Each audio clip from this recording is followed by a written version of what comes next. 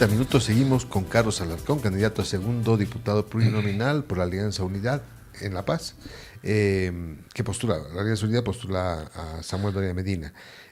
Carlos, ¿cuáles serán los cambios que debe haber en esta asamblea respecto a la asamblea que se va a instalar o que va a quedar definida este domingo? Porque ahí lo que sí está claro es que este domingo, haya o no haya segunda vuelta, vamos a definir la asamblea, ¿no? ¿Qué es lo que los desafíos que debe emprender esta asamblea con relación a la saliente? Tenemos que, como la anterior era la asamblea de oposición minoritaria de barricada, porque como les explicaba teníamos que evitar que se vuelva otro dictador como Evo Morales, Luis Arce Catacora, que si hubiera pasado eso, porque él quería tomar las dos cámaras, diputados y el Senado también, en la presidencia. Si hubiéramos viabilizado eso, en este momento no hubiéramos estado en las condiciones en las que estamos en esta elección. La próxima asamblea tiene que dejar de ser de barricada porque todo hace prever que estaríamos en el gobierno y tendría que ser una asamblea de políticas de Estado, de concertación y de grandes acuerdos nacionales bajo esa lógica, ¿no? Porque si tú te enguerrillas en que eres o de izquierda o eres de derecha o eres de centro, y en función a eso manejas o quieres manejar las políticas de Estado, no vas a conseguir ni una política de Estado. Entonces tenemos que dar el ejemplo de que podemos lograr en Bolivia políticas de Estado. ¿Qué quiere decir? Que la política de Estado no te dura un solo gobierno o mientras esté ese gobierno de ese signo ideológico, sino son políticas de muy largo aliento que te pueden durar hasta décadas o en algunos países hasta siglos, ¿no? Si tú ves los ejemplos de la Constitución, por ejemplo, norteamericana, con sus 9 enmiendas, sigue vigente tantos siglos hasta el día de hoy y es la base de su convivencia política y social. Entonces, sobre la base de esas políticas de Estado, necesitas una asamblea de concertación, una asamblea ya no de trifulca, ya no de golpes, ya no de ring, sino necesitas de grandes debates, ¿no? Que enriquezcan inclusive la cultura política del país, y eso es probable hacerlo porque las circunstancias se están prestando para ello. El tema central es que tienes que cambiar el funcionamiento interno de la Asamblea con cosas básicas que si yo te las voy a decir ahora no las puedes creer, ¿no? Fíjate que en 5 años, ¿no?, de la Asamblea de Arce Catacora, como lo hacía Evo Morales cuando tenía 2/3, pero Arce Catacora no tuvo 2/3 y perdió su mayoría porque se dividió con los evistas, ya no tenía mayoría. Y no les da la gana hasta ahora de hacer un voto nominal. ¿Qué quiere decir el voto nominal? Que cualquiera sea la modalidad de ese voto electrónico, por ejemplo, aparece tu nombre, tu foto del diputado que está votando y todo el mundo ve y los ciudadanos de afuera ven, porque son públicas las sesiones, qué diputados han votado por qué ley. Ese voto electrónico se ha vuelto un voto tramposo y fraudulento. No tienes el voto nominal, no lo quieren aplicar parado, de pie, de frente al pueblo y que el secretario compute los votos. O el voto nominal fundamentado, donde en 3 minutos de cara al pueblo fundamentas, ¿no? Y eso, imagínate, con ese cambio tan sencillo, que es hasta operativo, porque no necesitas ni tocar el reglamento, podrías hacerlo hasta operativo, con un buen presidente de la Cámara de Diputados o de Senadores. Con eso ya no habría ninguna sospecha de maletines negros, azules, verdes, rojos o lo que fuere. Claro, porque ese voto secreto ahí puede correr plata. Eso ¿no? Entonces ya das una señal de transparencia total del funcionamiento de la Asamblea Legislativa. Y sabes que el que está votando está respondiendo a la confianza del voto que le dio su elector. El tema que decías de los 2/3, para cambios de agenda legislativa en plena sesión, cambios bruscos, improvisados, o hechos, digamos, de manera deliberada, necesitan 2/3, entonces ya no es fácil manejar la agenda legislativa para acomodar a los intereses del gobierno de turno. Entonces, todo ese tipo de reglas de juego, del juego limpio, que te den las leyes con el tiempo suficiente en las comisiones para que las puedas analizar hasta con el equipo técnico de cada fuerza política. Te las mandan las leyes un día a las comisiones, llaman al día siguiente con 24 horas, las tratan, a veces leyes de 200 artículos, 150, 170, que es imposible hacer una revisión minuciosa, exhaustiva, a profundidad, y al otro día, al segundo día, convocan al pleno en senadores o en diputados para que vayas a votar por esas leyes, que ni siquiera has podido tener el tiempo para leerlas, no solo para comprenderlas o interpretarlas adecuadamente. Entonces, con cambios así tan sencillos, ¿no?, que parece increíble que a esta altura de la democracia que tenemos en Bolivia no se den, tú ya tendrías un funcionamiento completamente distinto de la Asamblea Legislativa. Nunca han llamado, muy pocas veces, a los jefes de bancada, en las anteriores gestiones, sobre todo de Mamani y de Gers Mercado y de Huaytari en diputados, no llamaban a jefes de bancada cuando el reglamento dice tienen que llamar por lo menos, ¿no?, para el tratamiento de antes del tratamiento de cada sesión legislativa, no llamaban a los jefes de bancada para tratar de concertar el mejor clima para evitar todos esos problemas que han visto los ciudadanos de peleas innecesarias, confrontaciones, etcétera. Entonces, tenemos que tener una asamblea que ya no sea de barricada y que sea una asamblea de concertación y de políticas de Estado. Bien. Carlos, te cuento que están llegando unos mensajes, igual a nuestras redes sociales. Te voy a leer algunos de ellos, ¿va? Claro, con gusto. Marcos Álvarez dice lo siguiente, dice, bueno, hablando de las encuestas, ¿no? Esas encuestas son de puros empresarios, dice, y racistas del centro, y nadie más en provincias. Nadie va a dar ni un voto al Kencha Doria, dice. Ángel Clavijo, el doctor Alarcón establece con razón que los contratos administrativos no estipulan la cláusula arbitral, dice. Y es la principal razón de inseguridad jurídica y causal de riesgo para tomar las empresas extranjeras que dudan de invertir en Bolivia. Sin embargo, el Estado aplica contratos tales como como el tipo FIDIC, vinculados al financiamiento extranjero. La pregunta es, dice, si es necesario tener una ley específica para cambiar los contratos administrativos o simplemente emplear todo tipo de formato de contratos que permitan el arbitraje comercial. Sí, bueno, con relación al primer tema, en realidad no es una pregunta, ¿no?, sino es un comentario que hace el ciudadano en toda su libertad y derecho a la expresión. En relación al segundo tema, tenemos que, obviamente, para las inversiones internacionales, ¿no?, tenemos que modificar primero esos candados que les señalaba que están en la Constitución, porque en función a esa modificación después se tiene que adecuar, y se ha pensado en una ley de inversiones, ¿no? Se tiene que adecuar, hacer una nueva ley de inversiones, y en función a eso los contratos, o sea, el orden y la secuencia de las modificaciones son Constitución, ley, y en función de la ley vienen en un tercer peldaño jurídico los contratos, y ahí sí habrá que modificar los contratos que tengan que ver con esta adecuación o este cambio constitucional. Lo importante es que nosotros tenemos también una innovación innovadora con relación al arbitraje. Fíjate que lo que mejor ha funcionado en el ámbito del sistema judicial es el arbitraje, el proceso arbitral. ¿Por qué? Porque el arbitraje es el juez que las dos partes lo eligen de común acuerdo. ¿Qué mejor juez va a haber si las dos partes en conflicto son las que lo han elegido? No puede haber mejor juez. Pero ese mejor juez, que es el árbitro, sobre todo en el arbitraje institucional, en las cámaras de comercio, de industria, en instituciones como los colegios de abogados y otras, ese árbitro, ese juez institucional, no puede ejecutar sus resoluciones.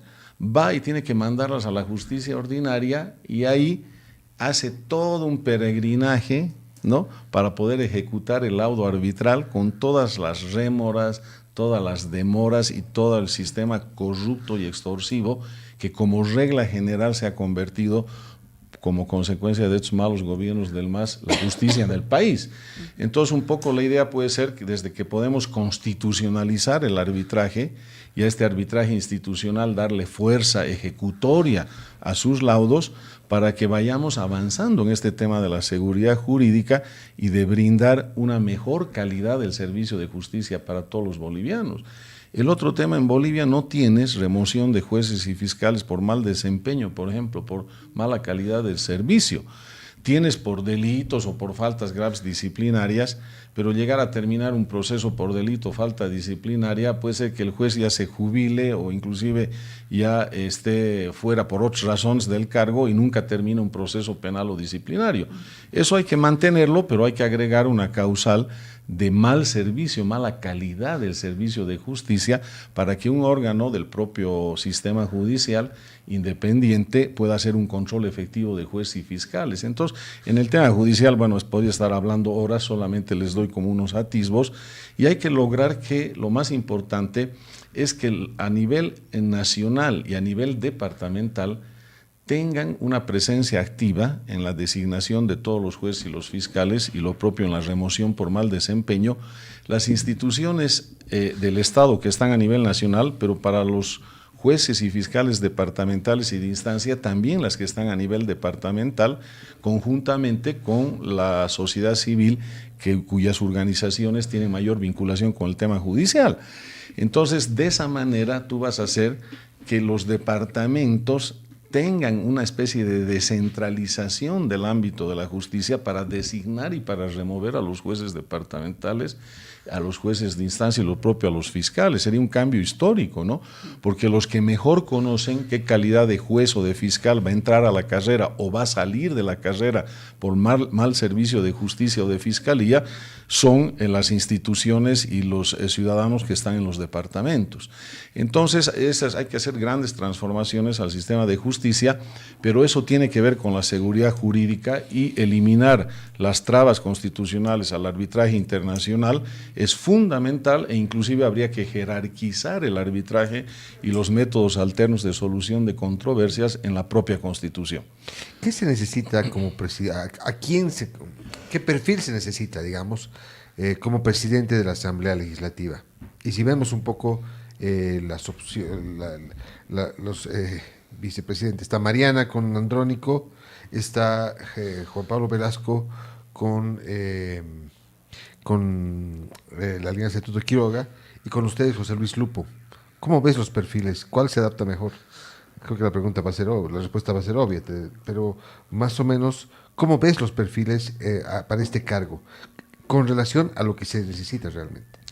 Para mí necesitas el perfil del mejor institucionalista y por supuesto es el que tenemos, José Luis Lupo.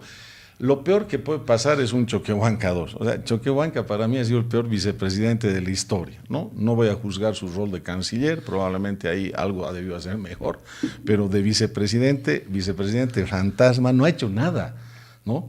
A tal extremo que por lo menos debería haberles descontado o hacer descontar el sueldo a los evistas y arcistas que no han querido aprobar los $100 millones de la cooperación japonesa. Ni eso ha hecho, ¿no? Por lo menos, señor Choquehuanca, haga eso, por favor, no ha hecho nada. Ya, eso, volver a repetir eso sería el desastre total. Entonces necesitas un vicepresidente, no para volverlo sexy al Congreso o a la Asamblea Legislativa, necesitas un vicepresidente que tenga todas las condiciones para generar estos escenarios de acuerdo y de concertación y que le ayuden la gobernabilidad al presidente, inclusive con iniciativas propias, de decir hemos avanzado en esta política, ¿no?, interesante, que probablemente todavía no ha sido elaborada o pensada en el Ejecutivo, pero hemos avanzado y hemos logrado crear una base de consenso para una ley y coordinar con el presidente en relación a lo que tiene que ver con el órgano ejecutivo, por ejemplo, en temas financieros, económicos, porque tú no puedes hacer ninguna ley de recursos si no consultas con el gobierno. Tiene que ser un experto negociador. Tiene que ser un experto negociador y esas condiciones, yo creo que por esa condición ha logrado tener los cargos que ha tenido, sobre todo en el BID y en el exterior, ¿no?, en los organismos internacionales financiadores, José Luis Lupo. Zapatero a su zapato, más o menos. Zapatero a tu zapato, exactamente. Bien. A ver, Carlos, volviendo un poquito, retomando el tema de la Asamblea, haciendo una evaluación, me gustaría que tú hagas una evaluación sobre lo que... Uy, pateo. ¿Pateo? ¿Estás bien? Perdón, pateo. Uy, pateo. Uy. Pateo. ¿Estás bien? Perdón, sí. Mientras se va acomodando, Gabriel, ¿puedo hacer una pregunta? ¿Estás bien? ¿Quieres? Sí, no, tranquilo. Yeah. Me agarró en curva, estoy preguntando, estoy trabajando. Bien, Va a ser periodista. Va a ser periodista. Pregúntale. Sí, A ver, me gustaría que tú hagas una evaluación, Carlos, sobre lo que es la asamblea actual y cómo plantearían ustedes una asamblea en el futuro, en el caso de que ustedes entren al gobierno, por supuesto. La asamblea actual, por haber tenido mayoría aún dividida el movimiento al socialismo, se ha vuelto una asamblea neutralizada, una asamblea inoperante, Ya. puesta exclusivamente al servicio de la lucha degradada intestina entre las dos facciones del MAS y se han olvidado del bienestar del país, ¿no? Y la minoría de la oposición, que estamos ahí, hemos tenido que ser la barricada de contención del desastre de que Luis Arce Catacora se convierte en un dictador, porque como les dije 2 veces, Luis Arce quería tener el control del Senado también. Y ha sido una oposición que ha tenido que estar en la barricada de la defensa de lo último que nos quedaría o nos quedaba si es que Luis Arce hubiera cumplido ese cometido.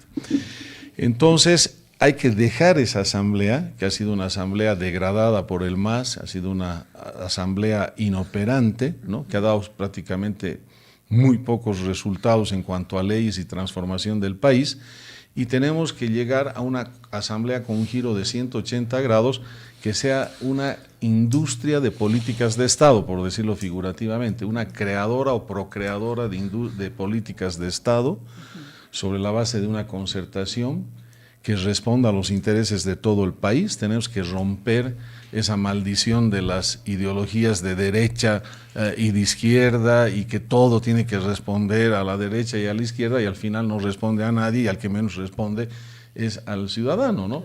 Por ejemplo, en el tema, por decirte, de política de cielos abiertos, ¿no? Ahora tienes una sola línea aérea estatal y nos sentimos orgullosos de BOA, pero el ciudadano que tiene que viajar de un lugar a otro, por ejemplo, hay muy pocos vuelos directos de Sucre a La Paz, imagínate la sede del órgano judicial, y hay muy pocos vuelos directos, tienes que ir por Cochabamba, y resulta que si hubiera cielos abiertos, por ahí en los vuelos de conexión para el exterior, tienes una línea aérea del exterior que te ofrece el pasaje más barato que BOA. ¿Y por qué no vas a darle eso al soberano, al ciudadano? Si el verdadero soberano es el ciudadano, no es BOA ni los políticos que se aprovechan de BOA. Entonces, esas son políticas de Estado, esas son políticas que trascienden esta estéril disputa de la izquierda-derecha, y lo hemos hundido al país en esa disputa, lo hemos estancado, nos hemos mantenido en ese enfrentamiento y confrontación estéril, ¿no? Que no nos ha llevado a nada, ¿no? Es más, nos ha llevado al desastre en el que estamos ahora. Y esta Asamblea Legislativa tiene que ayudar a Bolivia y al nuevo gobierno a salir de este desastre y a generar un horizonte promisorio para todos los bolivianos. Carlos, muchas gracias. Estamos ya llegando al final de la entrevista. Hay un comentario, ¿no? Hay un comentario. A ver, Sí. léelo, por favor. Gary José Tapia Moscoso, ¿no? Dice, Así es. Gary dice lo siguiente: si son gobierno, ¿tendrán relación con Estados Unidos o China y Rusia, teniendo como antecedente la alianza genocida de Estados Unidos con Israel, de donde varios medios no hablan del tema? Dice. El tema de las violaciones internacionales de los derechos humanos, Bolivia tendrá que tener la autoridad moral para censurar cuando tenga que censurar y de manera fundamentada. Y eso no evita de que tienes que tener relaciones con todos los países del mundo, que las tienes que tener. Te doy el ejemplo que hubo hace poco tiempo en la Asamblea. Se tenía que aprobar el protocolo entre Rusia y Bolivia para reconocer los títulos de los estudiantes que estudiaron en el exterior, tanto bolivianos en Rusia como rusos en Bolivia.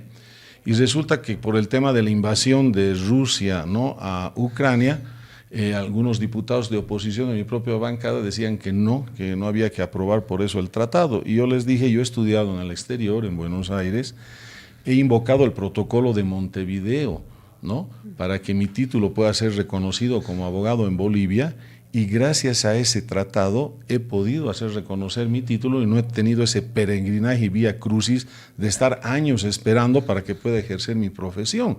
¿Qué culpa tienen los bolivianos que han estudiado en Rusia de que Rusia haya invadido a Ucrania? Yo he sido el primero en denunciar como un crimen ahí también de lesa humanidad, como un crimen internacional, esa invasión, pero al margen de eso, acá el beneficiado con ese tratado es el compatriota boliviano, que no tiene nada que ver, ninguna culpa en la relación de guerra de esos dos países. Entonces, yo creo que ese debería ser el parámetro con el cual manejemos las relaciones internacionales, y hay que tratar de irlas también de alguna manera quitarles el exceso de ideología.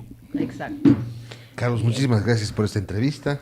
Estamos ya, te dejamos el micrófono para las últimas palabras y la invitación al domingo a votar, porque la gente tiene que ir a votar, eso es lo principal. Vamos a ¿No vivir es una cierto? fiesta electoral importante, o sea que sí, hay que invitar. Sí, no, muy agradecido, decirle a los ciudadanos que el voto seguro es voto con Samuel Doria Medina, José Luis Lupo, con la Alianza Unidad. Confíennos el voto, no nos los entreguen, confíennos, y nosotros vamos a responder a esa confianza, y ahí van a estar los resultados que en este momento necesita el país. Gracias. Gracias. Gracias, un gusto. Carlos. Gracias, un gusto. Un Bueno, placer. antes de irnos a la pausa, lamentable una noticia que muy triste que viene desde Colombia, ¿no? Lamentablemente Miguel Uribe, el senador y precandidato presidencial que fue herido hace 2 meses atrás, falleció. Así que vamos con esa noticia. Señor director general.